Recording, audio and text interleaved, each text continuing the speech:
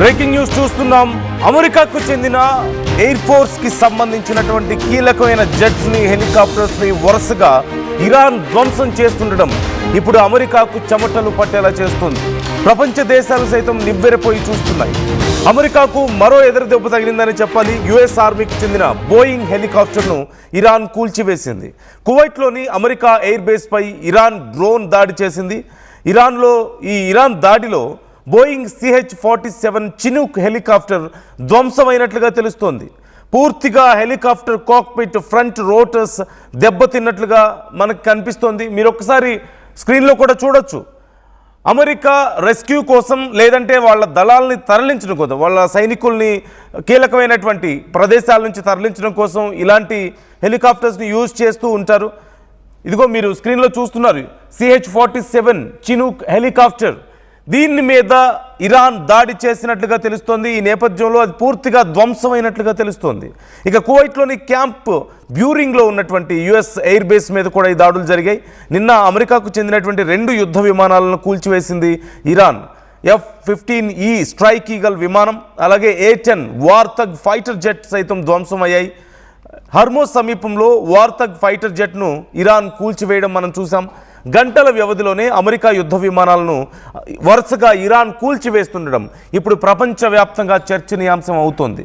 ఇప్పటికీ నిన్న కూల్చినటువంటి ఈ 2 ఫైటర్ జెట్స్కి సంబంధించి ఇరాన్ కొన్ని కీలక ప్రకటనలు సైతం చేయడాన్ని మనం చూసాం. ఒక ఫైటర్ జెట్కి సంబంధించినటువంటి సైనికుడు తప్పించుకున్నట్లుగా తెలుస్తోంది. అంటే యుఎస్ తీసుకువెళ్ళిపోయిందని చెప్పారు. మరొక సైనికుడు మాత్రం అంటే F-15E స్ట్రైక్ ఈగల్, మరోవైపు A-10 రెండింటిని A-10 వార్థగ్ ఈ రెండింటిని అమెరికాకి సంబంధించినటువంటి ఎయిర్ ఫోర్స్ ఫైటర్ జెట్స్ని కూల్చివేసిన నేపథ్యంలో ఇరాన్ ఒక పైలట్ అక్కడే ఇజెక్ట్ అయిన తర్వాత, ఈ ఫైటర్ జెట్ పేలిపోతున్న సమయంలో పైలట్ ఇజెక్ట్ అయిన తర్వాత ల్యాండ్ అయ్యాడు, పారాచూట్తో ల్యాండ్ అయ్యాడు. కానీ ఇరాన్లో ఉన్నటువంటి భూభాగంలో ల్యాండ్ అయినట్లుగా తెలియడం, ఆ తర్వాత ఇరాన్లో ఉన్నటువంటి అన్ని వార్తాపత్రికల దగ్గర నుంచి టీవీ ఛానల్స్లోనూ అన్నిట్లోనూ కీలకమైనటువంటి సమాచారం రావడం మనం చూసాం. అక్కడ ఒకవేళ ఈ పైలట్ని, యుఎస్కి సంబంధించినటువంటి పైలట్ని పట్టిస్తే మీకు భారీగా నగదు బహుమతి ఇస్తాం అని చెప్పి ఒక ప్రకటన విడుదల చేయడం, అలాగే ఆ పైలట్కి ఎలాంటి హామ్ చేయొద్దని కూడా చెప్పడం మనం చూసాం. ఈ నేపథ్యంలో చాలామంది ఈవెన్ ప్రైవేట్ వెహికల్స్ సైతం అక్కడికి వెళ్ళాయి. అంటే కార్లు, ఇలా బైక్స్ వేసుకొని ఆ ప్రాంతంలో జల్లెడ పట్టడానికి చాలామంది వెళ్ళినట్లుగా తెలిసింది. ఆ తర్వాత కొద్దిసేపటికే మళ్ళీ ఆ పైలట్ దొరికాడు అంటూ సమాచారం రావడం, ఈలోగా యుఎస్కి సంబంధించినటువంటి కొన్ని హెలికాప్టర్స్ చాలా తక్కువ ఎత్తులో ఎగురుతూ అక్కడ పైలట్ కోసం వెతుకుతూ ఉండడాన్ని, దీనికి సంబంధించిన విజువల్స్ అన్నీ కూడా మనం చూసాం. మొత్తం మీద యుఎస్కి సంబంధించిన ఒక ఫైటర్ జెట్ పైలట్ ఇరాన్కి బందీగా దొరకబోతున్నాడు అన్నటువంటి వార్తలు, అంటే ఇరాన్ మేము పట్టుకున్నామని కూడా చెప్పింది ఒక టైంలో. But we need to confirm about that. But at the same time ఒకవేళ ఇలా గనక జరిగితే, యుఎస్కి సంబంధించిన పైలట్స్ ఒకవేళ ఇరాన్కి దొరకడం అంటూ జరిగితే చాలా తీవ్రమైనటువంటి ప్రభావాన్ని యుఎస్ మీద చూపిస్తుంది. ఎందుకంటే యుఎస్ బార్గెయిన్ చేసుకోవాల్సిన పరిస్థితికి వస్తుంది. అప్పుడు ఇరాన్ బార్గెయిన్ చేసే అవకాశం ఉంటుంది. ఈవెన్ మనం చూసాం ఇరాక్లో ఉన్నటువంటి కొంతమంది యుఎస్ సిటిజన్స్ని కూడా ఇరాన్ అక్కడ ఉన్నటువంటి మిలిషియా సంస్థలను ఉపయోగించి పట్టుకోవడానికి ప్రయత్నిస్తుంది, క్యాప్చర్ చేయడానికి ప్రయత్నిస్తుందని కొన్ని వార్తలు కూడా మనం విన్నాం. ఈవెన్ RTV కూడా దీనికి సంబంధించి మీకు ఎక్స్క్లూజివ్గా డీటెయిల్స్ అందిస్తూ వచ్చింది. అంటే ఇక్కడ సింపుల్గా యుఎస్కి సంబంధించిన కొంతమంది పౌరుల్ని కానీ సైనికుల్ని కానీ బంధిస్తే అప్పుడు ఇరాన్ ఈ యుద్ధంలో పైచేయి సాధించడానికి అవకాశం ఉంటుంది. యుఎస్ చచ్చినట్లుగా వాళ్ళతో బార్గెయిన్ చేయాల్సిన అవసరం ఉంటుంది సైనికుల్ని విడిపించుకోవడానికి. ఇరాన్లోనో ఇరాక్లోనో పరిస్థితి వేరు. అక్కడ ప్రజాస్వామ్యాలు లేవు. కేవలం అక్కడ సుప్రీం లీడర్స్ ఉన్నారు కాబట్టి సుప్రీం లీడర్స్ ఏం జరిగినా బయటకు రానివ్వరు. ఈవెన్ రోడ్ల మీదకి వచ్చి ప్రొటెస్టులు చేస్తే 4000 మందిని కాల్చిపడేస్తేనే అక్కడ అడిగే దిక్కు లేరు. కానీ యుఎస్ అలా కాదు, ప్రజాస్వామ్య దేశం. ఖచ్చితంగా అక్కడ వ్యవస్థల మీద ఒత్తిడి పెరుగుతుంది. ప్రజల నుంచి క్వశ్చన్స్ ఎదురవుతాయి, వ్యవస్థల నుంచి క్వశ్చన్స్ ఎదురవుతాయి. ఈ నేపథ్యంలో యుఎస్ ఖచ్చితంగా బెండ్ అవ్వాల్సిన పరిస్థితి వస్తుంది వాళ్ళ ప్రాణాల కోసం. సో ఇలాంటి ఒక సిచ్యువేషన్ కోసం ఇరాన్ ఎదురు చూస్తుంది అనడంలో ఎలాంటి సందేహం లేదు. ఈవెన్ సుమారుగా 67,000 మంది సైనికుల్ని మేము రెడీ చేశాం, ఇరాన్ భూభాగాన్ని ఆక్రమించుకోవడానికి మేము ప్రయత్నిస్తున్నాం అంటూ యుఎస్ ప్రకటించింది. మనం చూసాం కదా, గల్ఫ్ దేశాల్లో, ఈ అరబ్ దేశాల్లో ఒక 50,000 మంది ఉన్నారని, ఒక 10,000 మందిని డిప్లాయ్ చేస్తారని, ఇంకొక 6,000 మంది మళ్ళీ స్పెషల్ ఫోర్సెస్ని దింపుతున్నారని చెప్పేసి మనం విన్నాం. Around 67,000 సోల్జర్స్ని.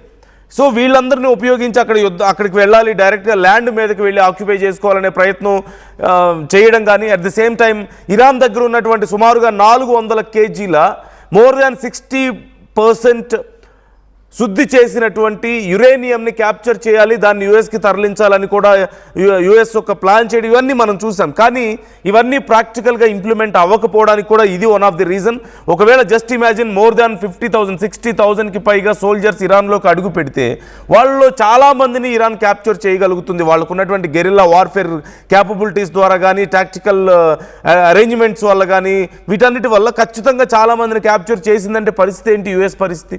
So that's why it's on hold అంటూ మనకు తెలుస్తుంది. మరి గత వారం 10 రోజులుగా మనం వింటున్నాం సోల్జర్స్ రెడీగా ఉన్నారు, డిప్లాయ్ అయ్యారని. బట్ ఇంకా ఆపరేషన్ మొదలవకపోవడానికి ఇది కూడా ఖచ్చితంగా వన్ ఆఫ్ ది రీజన్. ఒకవేళ ఇరాన్ గనక యుఎస్ పౌరుల్ని కొంతమందిని క్యాప్చర్ చేస్తే పరిస్థితి ఏంటి అనేటువంటి డౌట్స్ వల్ల. So at the same time ఇప్పుడు ఈ F-15E అండ్ A-10 థండర్ బోల్ట్ని ఇప్పటికే కూల్చివేసింది. అట్ ది సేమ్ టైం ఇప్పుడు మరొక హెలికాప్టర్ని సైతం ఇటు అమెరికాకి సంబంధించిన ఎయిర్ ఫోర్స్ కి సంబంధించినటువంటి హెలికాప్టర్ని కూల్చివేయడంతో ఇప్పుడు తీవ్ర ఆందోళన కనిపిస్తుంది యుఎస్ లో. ఈ నేపథ్యంలో అసలు ఈ డీటెయిల్స్ ఒకసారి మనం చూద్దాం. ఇప్పటి వరకు కూల్చివేసినటువంటి ఎయిర్ క్రాఫ్ట్స్ కి సంబంధించిన డీటెయిల్స్ నేను మీకు కొన్ని చెప్పే ప్రయత్నం చేస్తాను. ఇప్పుడు బోయింగ్ CH-47 చినూక్ అనే ఒక హెలికాప్టర్ని కూల్చివేసింది కదా, మీరు ఇంతకు ముందు కూడా చూసారు స్క్రీన్ మీద. సో ఒక హెవీ లిఫ్ట్ ట్రాన్స్పోర్ట్ హెలికాప్టర్ ఇది మనందరికీ తెలిసిందే. సినిమాల్లో కూడా మనం చాలా రెగ్యులర్గా చూస్తుంటాం. యుఎస్కి ఇంగ్లీష్ మూవీస్లో ఎక్కువగా మనం చూస్తూ ఉంటాం. అమెరికన్ మూవీస్లో ఇలాంటి హెలికాప్టర్స్ని ముందు వెనక 2 టర్బైన్స్ ఇంజిన్స్ తిరుగుతూ ఉంటాయి. చాలామంది యుఎస్ సోల్జర్స్ని తరలిస్తూ ఉన్నట్లుగా ఆ సినిమాల్లో మనకు చూపిస్తూ ఉంటారు ఎక్కువగా. మోస్ట్లీ వీటిని సైనికుల్ని తరలించడానికి ఉపయోగిస్తూ ఉంటారు. భారీ సరుకుల్ని కానీ, సైనికులు కానీ, లేదంటే కొన్నిసార్లు చిన్న చిన్న వాహనాలను కూడా వీటిలో తీసుకువెళ్తూ ఉంటారు. అంటే ఎత్తైనటువంటి ప్రాంతాలకు వెళ్ళడానికి కానీ, ఏదైనా ప్రత్యేకమైనటువంటి జోన్స్లోకి వీటిని ల్యాండ్ చేయడానికి అవకాశం ఉంటుంది.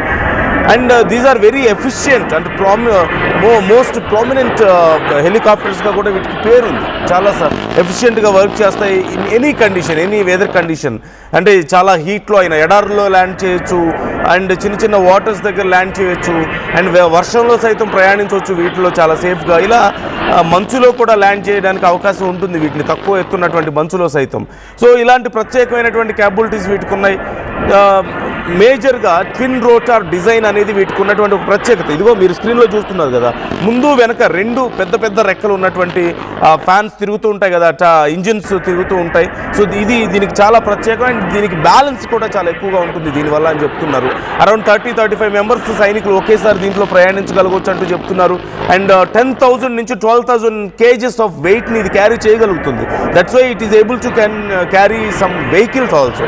అంటే లైక్ జీప్స్, చిన్న చిన్న ట్యాంకులు కానీ, బాగా చిన్న సైజులో ఉండే కొన్ని వెహికల్స్ని, లేదంటే బైక్స్, జీప్స్ ఇలాంటివి ట్రాన్స్పోర్ట్ చేయడానికి కూడా దీన్ని ఉపయోగిస్తూ ఉంటారు. అండ్ కొన్ని ఆర్టిలరీ గన్స్ కానీ, లేదంటే గ్రోసరీస్ దగ్గర నుంచి మొదలు పెడితే యుఎస్కి సోల్జర్స్కి కావాల్సిన అన్నింటినీ కూడా దీని మీద ఎక్కువగా ట్రాన్స్పోర్ట్ చేస్తూ ఉంటారు. మ్యాక్సిమం 300 అబోవ్ కిలోమీటర్స్ వెళ్తుందని చెప్తున్నారు. 315 కిలోమీటర్స్ ఆఫ్ స్పీడ్ ఇది వెళ్ళగలుగుతుంది. అండ్ ఒక్కసారి ట్యాంక్ ఫుల్ చేస్తే 740 కిలోమీటర్స్ రేంజ్ని ఇది ట్రావెల్ చేయగలుగుతుంది. మ్యాక్సిమం 20,000 ఫీట్ వరకు ఎత్తులో ఇది ప్రయాణిస్తుందంటూ కూడా తెలుస్తుంది. So one of the most efficient helicopters obviously US సైన్యంలో ఉన్న వాటిలో ఇవి. సో ఇప్పుడు దీన్ని దెబ్బ కొట్టడం అనేది చాలా కీలకమైనటువంటి నష్టం ఖచ్చితంగా యుఎస్కి వరుసగా జరుగుతున్నటువంటి నష్టాలు. మరోవైపు ఇప్పటికే F-35ని కూల్చేసిందన్న విషయం మనకు తెలిసిందే, ప్రకటించుకుంది ఇరాన్. కాకపోతే అమెరికా దీనికి సంబంధించి కన్ఫర్మ్ చేసుకోలేదు. Hundreds of millions of dollars దీనివల్ల మనకు నష్టపోతుంది US. At the same time ఇప్పుడు F-15E స్ట్రైక్ ఈగల్ని కూడా డ్యామేజ్ చేసింది. Of course one of the efficient వార్లో ఉపయోగించేటువంటి ఈ జెట్స్ ఇవి ముఖ్యంగా మల్టీ రోల్ ఫైటర్ జెట్స్గా వీటిని చెప్తూ ఉంటుంటారు. వీటిని కూడా ఈ కూల్చివేయడం అనేది చాలా పెద్ద నష్టం. At the same time A-10 united స్టేట్సే వీటిని తయారు చేసింది. ఫేచిల్ రిపబ్లిక్ వీటిని తయారు చేసినట్లుగా తెలుస్తుంది. సో ఇలా వరుసగా జెట్స్ కూలిపోతూ ఉండడం చాలా రకాలుగా యూఎస్కి నష్టం జరుగుతుంది. మేజర్గా వాళ్ళు యుద్ధ విమానాలని ఆయుధాలని అమ్ముకుంటుంటారు ప్రపంచ దేశాలకి, ఇంక్లూడింగ్ పాకిస్తాన్ దగ్గర నుంచి అన్ని దేశాలకి వాళ్ళు అమ్ముకున్నారు. భారతదేశానికి అమ్మారు, పాకిస్తాన్కి అమ్మారు, అన్ని దేశాలకి వాళ్ళు బిజినెస్ చేస్తూ ఉంటారు.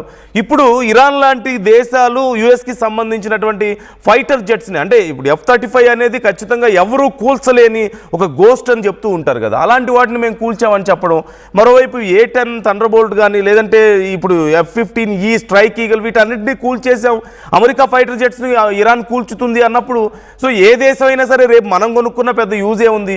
ఇవేవో పెద్ద స్టెల్త్ మోడ్లో ఉంటాయి, వీటిని పట్టుకోవడం కష్టం, లేదంటే వీటిని కూల్చడం కష్టం. మోస్ట్ ఎఫిషియెంట్ ఫైటర్ జెట్స్ అని ప్రపంచం అంతా అనుకుంటూ $100 మిలియన్ల పోసి కొంటుంది వాటిని. తీరా చూస్తే ఇప్పుడు ఇరాన్ కూల్చివేస్తుంది అన్నప్పుడు ఖచ్చితంగా బ్యాడ్ నేమ్ వస్తుంది. పోటీగా రష్యా తయారు చేస్తుంది మరికొన్ని ఫైటర్ జెట్స్ని, ఇప్పుడు రష్యా ప్రమోట్ చేసుకోవడానికి సిద్ధంగా ఉండడాన్ని కూడా మనం చూస్తున్నాం.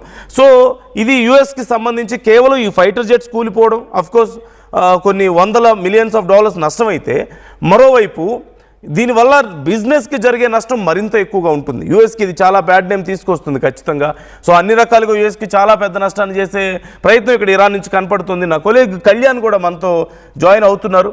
కళ్యాణ్తో కూడా ఒకసారి కళ్యాణ్ మరికొద్ది క్షణాల్లో మనతో జాయిన్ అవబోతున్నట్లుగా తెలుస్తుంది. ఇప్పుడు F-15 స్ట్రైక్ ఈగల్ ఇప్పుడు ఇరాన్ కూల్చివేసినటువంటి ఈ ఫైటర్ జెట్కి సంబంధించి చూస్తే యునైటెడ్ స్టేట్స్ తయారు చేసింది బోయింగ్ కంపెనీ, వీళ్ళకి తయారు చేసి ఇచ్చింది వీటిని. ముఖ్యంగా మల్టీ రోల్ ఫైటర్ జెట్స్గా చెప్తూ ఉంటారు. అంటే గాల్లో పోరాటం చేయగలుగుతాయి, ఈవెన్ భూమికి అతి దగ్గరగా ఎగురుతూ వీళ్ళు దాడులు చేయగలుగుతారు, ఎయిర్ టు గ్రౌండ్ రెండూ చేయగలిగేటువంటి పరిస్థితి ఉంటుంది. At the same time 2 seater fighter జెట్గా దీనికి చెప్తూ ఉంటారు. 2 పైలట్స్ కూర్చోడానికి ఉంటుంది, ఒక పైలట్ అండ్ ఒకరు వెపన్ సిస్టమ్ ఆఫీసర్ దీంట్లో కూర్చుంటారు. అండ్ ఇది నైట్ టైంలో అయినా సరే ఎనీ వెదర్ కండిషన్స్లో ఎఫిషియెంట్గా పనిచేయగలుగుతుందని చెప్తూ ఉంటారు. అండ్ సో దీనికి సంబంధించి డీటెయిల్స్ మరిన్ని తెలుసుకునే ప్రయత్నం చేద్దాం. ఇప్పుడు ఇరాన్ వరుసగా అమెరికాకి సంబంధించిన యుద్ధ విమానాలని హెలికాప్టర్స్ని కూల్చివేయడం అనేది ఏ రకంగా ఇంపాక్ట్ చూపిస్తుంది అనేది మరిన్ని డీటెయిల్స్ మనం తెలుసుకునే ప్రయత్నం చేద్దాం. అసలు ఎలా కూల్చగలుగుతుంది ఇరాన్, ఇదే అతిపెద్ద ప్రశ్న.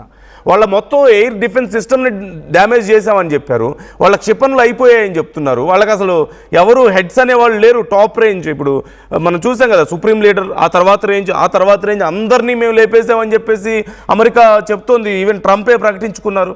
మరి ఇంత ఎఫిషియెంట్గా వాళ్ళు యుద్ధం ఎలా చేయగలుగుతున్నారు? కళ్యాణ్ జాయిన్ అవుతున్నారు నా కొలీగ్. కళ్యాణ్, ఓవైపు అమెరికాకి సంబంధించిన కీలక యుద్ధ విమానాలని వరుసగా కూల్చుతూ రావడం ఒకటైతే, మరోవైపు అసలు ఇరాన్ ఎలా కూల్చగలుగుతుంది అనే ప్రశ్న ఇక్కడ ఉత్పన్నం అవుతుంది. So how can we understand this situation? వరుసగా యుఎస్ అంటే ఓ పక్క యుఎస్ ఏమో అసలు వాళ్ళ ఎయిర్ ఫోర్స్ మొత్తం లేదు లేపేసామని చెప్తుంటే, వాళ్ళేమో యుఎస్కి సంబంధించిన ఎయిర్ ఫోర్స్ని కీలకంగా దెబ్బకొట్టడాన్ని ఎలా చూడాలి మనం? ఏం జరుగుతుంది? ఈ స్ట్రాటజీస్ని ఎలా వర్కౌట్ చేయగలుగుతుంది ఇరాన్? ఎలాంటి ఇంపాక్ట్ ఉండబోతుంది యుఎస్ మీద దీనివల్ల?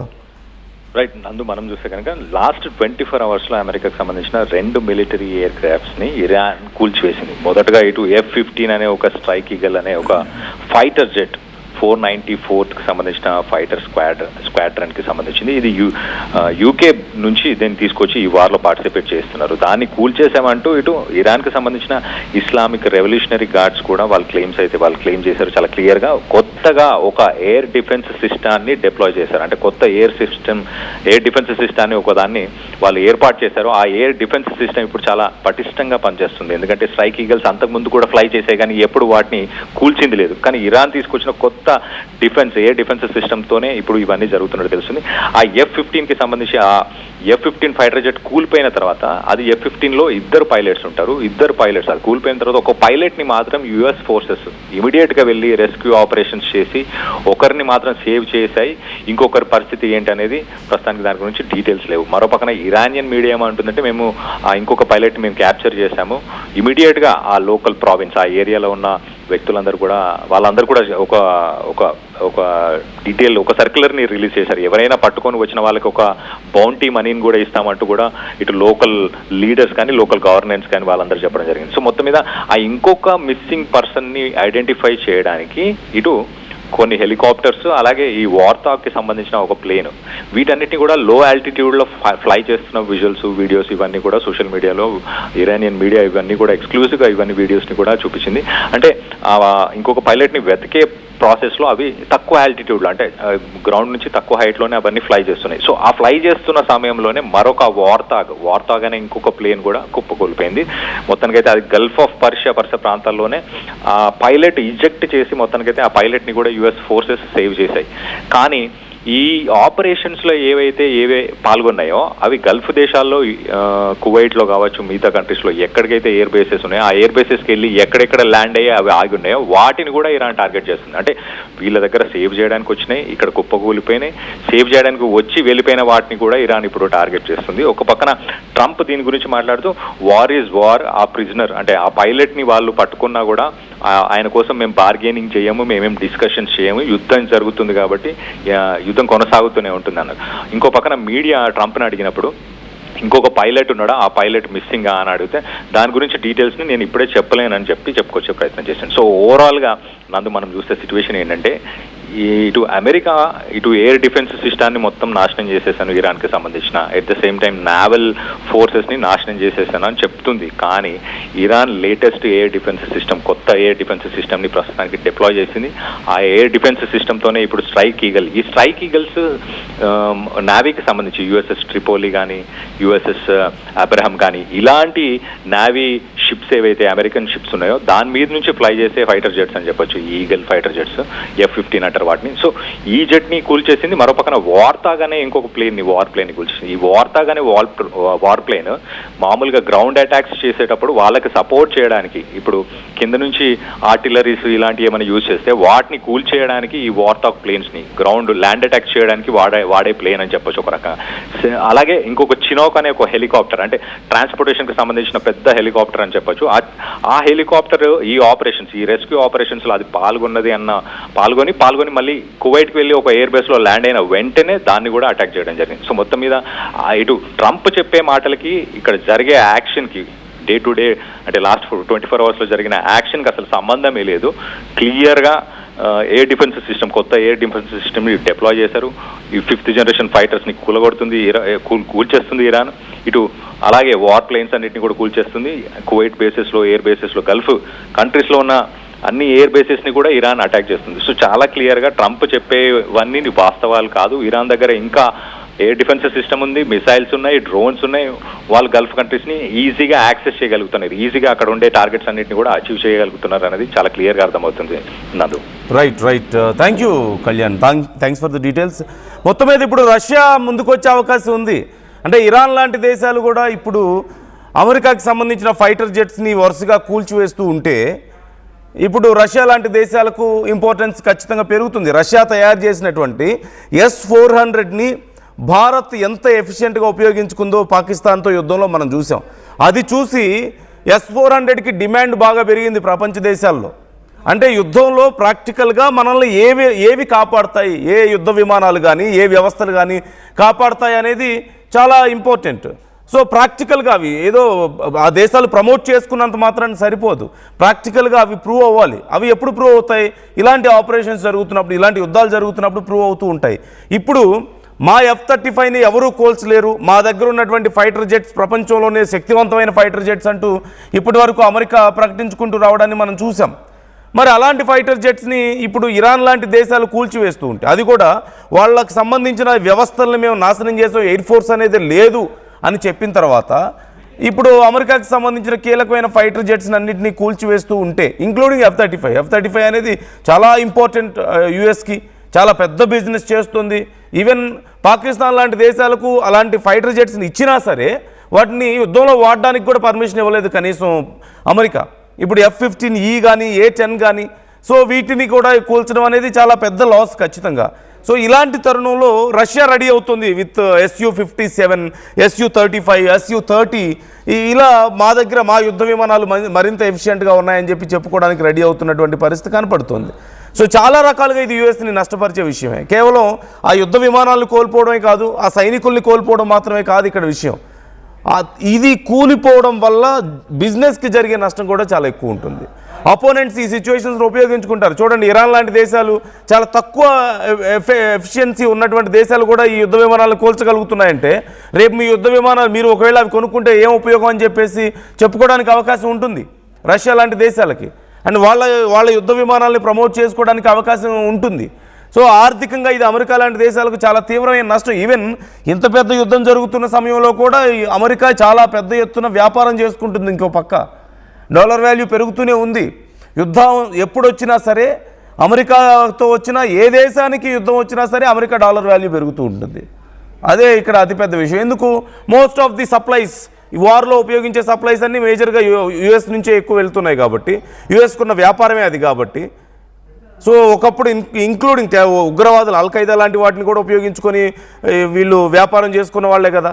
పాకిస్తాన్ లాంటి దేశాలను అందుకే కదా ఉపయోగించుకుంది. పాకిస్తాన్, బంగ్లాదేశ్, ఈ ఇరాక్ లాంటి దేశాలు, ఇలా అన్ని దేశాలను ఉపయోగించుకొని అక్కడ ఏదో ఒక ఉద్రిక్త పరిస్థితులు క్రియేట్ చేయడం, వాటి ద్వారా యుద్ధానికి సంబంధించినటువంటి వెపన్స్ కానీ, ఫైటర్ జెట్స్ కానీ, ట్యాంక్స్ కానీ, ఇలాంటి వాటిని వ్యాపారం చేసుకోవడం, మిలియన్స్ ఆఫ్ డాలర్స్ సంపాదించుకోవడం, బిలియన్స్ ఆఫ్ డాలర్స్ సంపాదించుకోవడం అమెరికాకు ఉన్నటువంటి అతిపెద్ద వ్యాపారం, అతిపెద్ద ఒక రకంగా చెప్పాలి ఇన్కమ్ సోర్స్ ఏంటి అంటే యుద్ధ విమానాలు, యుద్ధానికి సంబంధించినటువంటి ఈ వ్యాపారమే. సో ఇది చాలా తీవ్రంగా నష్టపోతుంది. అట్ ది సేమ్ టైం వీళ్ళు ఇప్పుడు ఇలాంటి ఇన్సిడెంట్స్ మాత్రం చాలా నష్టం చేసే అవకాశం ఉంటుంది. సో ఏం జరగబోతుంది త్వరలో? మరింత మందిని యుఎస్ సోల్జర్స్ని కానీ, యుఎస్ సిటిజన్స్ని కానీ క్యాప్చర్ చేయాలని చెప్పి ఇరాన్ ప్రయత్నిస్తుంది. సో అండ్ ఇక్కడ ఆర్టీవీ అడిగినటువంటి ప్రశ్నకు చాలామంది రెస్పాండ్ అయ్యారు.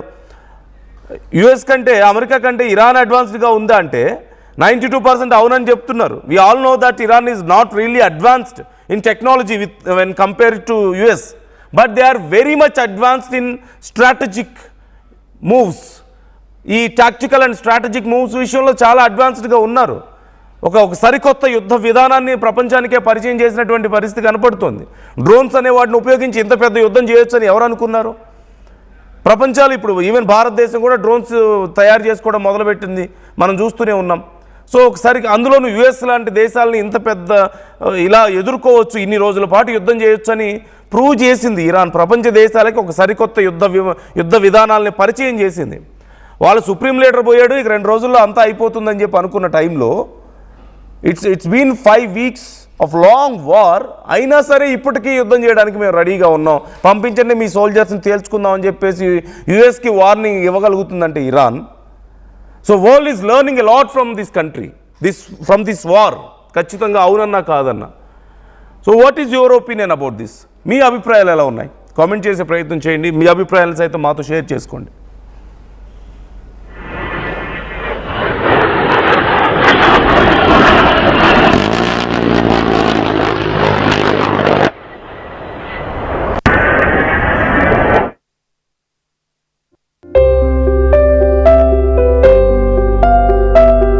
చిన్న చిన్న ఆనందాలు 35 ఏళ్లుగా నా జీవితంలో లేవు. 35 ఏళ్లుగా నేను డైపర్లలో బ్రతికాను. 6 సెంటీమీటర్ల ఫిస్టులా నా మూత్రాశయంలో లీక్ కారణమైంది. ఎవరూ నాకు సహాయం చేయలేకపోయారు. ఏఐఎన్యూలో వైద్యులను కలిసే వరకు. అక్కడ వారు రోబోటిక్ శస్త్రచికిత్సతో నాకు పరిష్కారం ఇచ్చారు. వారు నా ఆత్మవిశ్వాసాన్ని కూడా తిరిగిచ్చారు. Precision care makes it possible. The Center for Robotic Surgery at AINU